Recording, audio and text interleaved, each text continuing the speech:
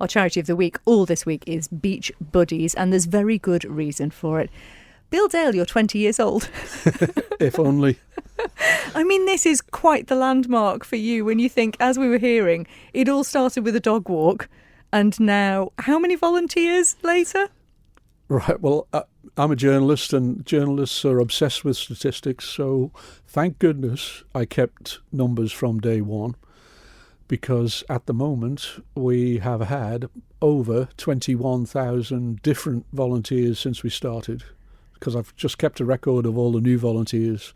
In terms of volunteer hours, it's into hundreds of thousands of hours. That's extraordinary. And it's a huge mix of people as well, for all ages. Absolutely. And it's motivated largely by children, because we spend a lot of time talking in schools. And then we've said this many times, the children go home and educate the parents. And I've seen lots of children come along who I recognise their face. You know, you've been to a school during the week and they brought mum and dad on a Sunday morning. And you can look in the faces of mum and dad and you can see they're really not that keen on being there, you know. But they've come along because the little boy or girl wants to have a go.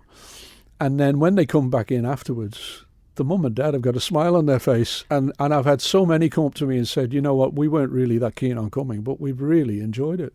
And then they come weeks and weeks, you know, forever. Some people, we don't see a lot. We've given them litter pickers, and then you spot them out in the middle of nowhere.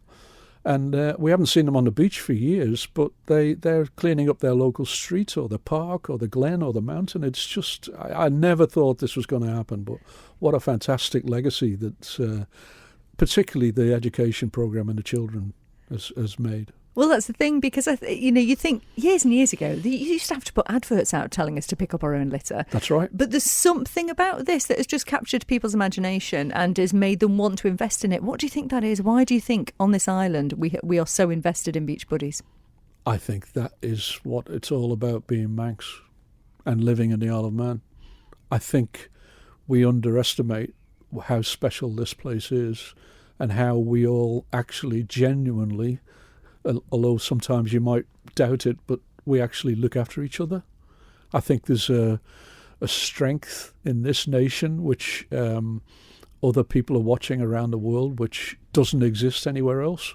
I think the Isle of Man is, because we're in the middle, almost exactly in the middle of the British Isles, you know, we are a sort of like a collection of Irish, Welsh, Scottish, English, you name it, Celtic nations, you know. People come here and they feel that they're welcome, you know. A lot of people go on holiday to other islands and they don't really enjoy it as much as when they come here. People actually say hello to you in the street in the Isle of Man. I remember saying hello to somebody outside a museum in London one day. It was just a lady sitting on a bench outside the National Gallery. It was I was going to see a Van Gogh exhibition. And she's sitting there, and the queue was slowly moving. And I said, "Hi, how are you?" She says, "What are you talking to me for?" And I said, "Well, I just sort of said hello." "Well, don't talk to me," she said. "We don't talk to strangers here." And I just thought, how sad. Mm. I mean, you know, there's me innocently saying hello to somebody like you do in the Isle of Man, like we all do. And I think we've taken that a little bit too much for granted over the years. I think the Isle of Man. Why do people keep coming back for the TT, and why do people come here and say how much they've enjoyed meeting people? You go into a pub and people say, "Hi, how are you doing, boy?" Doesn't happen in Liverpool. Maybe in Liverpool, but not in many places. Mm-hmm. As cities in particular have become a little bit unfriendly over the years. So. Yeah, we should be proud of just being Manx. And it's it's instantly recognisable, this sort of community element, isn't it? Yes. To the extent that you've also got now people coming over on cruises who book to work for Beach Buddies the time they come on the Isle of Man. Well, and guess what? They make a donation as well. So, I mean, that's a first. And that was an idea that came from the cruise guys over here, Peter and Shona. They said, you know what, we'll ask them if they'll make a donation. It's only £5. And I suppose when you've paid $5,000 for a cruise, then £5 not too much. But they willingly give a donation, and they come along, and we've had cruise ships here. We've been doing that for quite a few years now, but that's been very successful, yeah. Isn't it amazing when you think people have come on a holiday to see a lovely place, but there's something about this place that they're happy to go, oh, I know, we'll help clean it up. Well, they were given a choice in the morning, do you want to go to see Laxey Wheel or Peel Castle, or would you like to go beach cleaning? And honestly, we've had thousands of people from beach cleaning from a cruise ship, and some of them are probably millionaires. And we talk about people coming here, but you have taken this message internationally. You've spoken to some incredible people over the years, sort of getting this message out there about beach cleaning. We've been lucky, yeah. I suppose my background in media makes you understand that if you communicate and you've got a proper story to tell, then people will be interested. So, I've been fortunate to be able to use that skill in the background to help promote what we've done. And yeah, true enough, the world is watching what's happening in the Isle of Man. I think too we should also appreciate that as a nation, the Isle of Man is much, much more special than maybe we take it a little bit for granted. People are actually quite nice to each other. We've got a fairly low crime rate, and people are conscious of the fact that they live on a special place. I think a lot of people, we all love to get away. I mean, I do. You go for a trip away and get a few days away, but it's great coming back. And it makes you appreciate, when you see the state of some of the streets and the roads and the hills in the UK, I mean, even just across in Heysham, when you get off the boat and you look at the side of the road and the junk at the side of the motorways, makes you realise that we've got something special over here, and we do look after the place, and we tend to, I know you listen sometimes to the radio or you read the newspaper and you think, things aren't too good, but my word, they are. Things are an awful lot better here than living. If you don't like it here, as they say, there's a boat in the morning, but I don't think many people are getting on the boat. I think once you get here, you stay. And maybe that's it. And you want to protect it. Hence Exactly. Beach Buddies. Yeah. Exactly. Yeah. And I think there's amongst the children in particular, we talk about how taking rubbish out of the environment protects animals in particular. And they get the message absolutely straight away. And sadly, there are some awful photographs of animals dying because of humans dumping rubbish. The ocean is full of plastic. In some parts of the world, it's unbelievable. How the animals survive, I have no idea. But children particularly get that message. And as an adult, I've always been taught to look after, pets and animals and don't be unkind to animals. I think that's a very Manx thing as well. Mm-hmm. So it's nice to see that it's spread in that way. And the children in the schools get the message instantly. They don't even have to think about it hardly. They just, the moment you tell them, they've got it. It's great. It almost comes back to the very origin of Beach Buddies when you think it was one of your dogs that brought you a piece of plastic. Yes, exactly. And how amazing. And the great thing is I show this photograph of, sadly, obviously they're not here now 20 years later, but there's a couple of lovely photographs of the dogs with plastic bottles in their mouths running up the beach, almost smiling and so happy to help. It was a special moment when that happened, and who would have thought it would end up in a situation now where we've got a world recognised charity, which is people are following what we do, and you think those little dogs, they were the start of it all. Oh, bless their hearts, and became part of Beach Buddies very much, so everyone knew the dogs as well. Yeah. And I wonder then, you talk about, you have obviously spoken internationally about it. Are there any other places or nations that have actually taken up the initiative?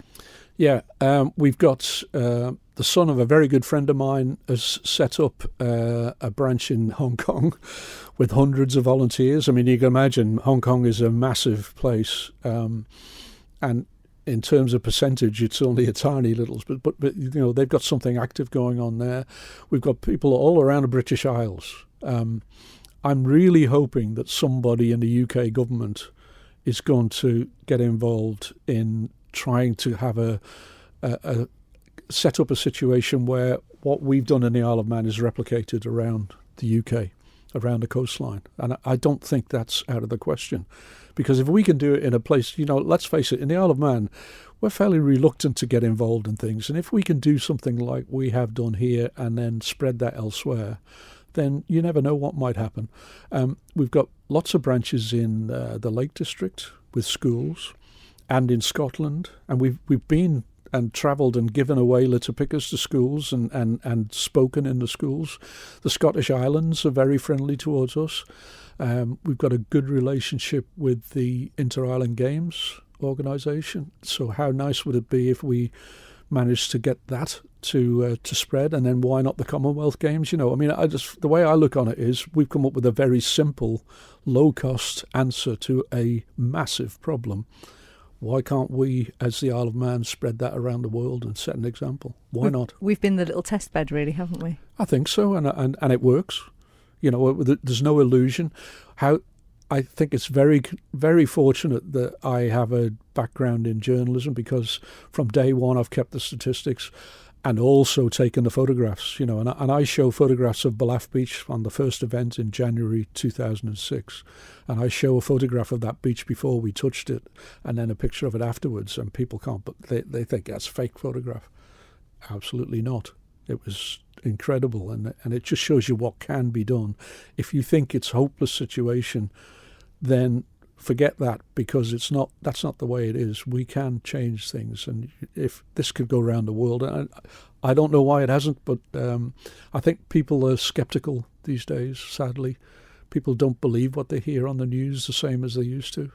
But slowly we are getting there, and it's spreading around the world, and it's a great reflection on the people of the Isle of Man. And it's also having an impact from the very outset of maybe making people think about their shopping as well, and what they're buying, putting in their basket, because the whole plastic situation starts with what we purchase, really, doesn't it, and throw away. Yeah, we've tried very hard to try and reduce packaging, and I think it is happening slowly in lots of places. Would somebody like Marks and Spencer listen to a little charity in the Isle of Man about reducing the amount of packaging? But the important thing is what we're doing here is, okay, it comes packed in plastic and wrappers and whatever. What we do with that afterwards is important. And clearly you don't throw it in the street, because it ends up down a drain and in the river and out to sea.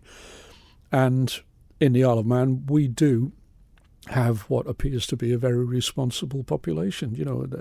Obviously you're going to get people who do break the rules, and fast food containers, I'm afraid, we still see everywhere, but it's nothing like it was. Nothing like it. It's a massive difference. Mm-hmm. So there is hope.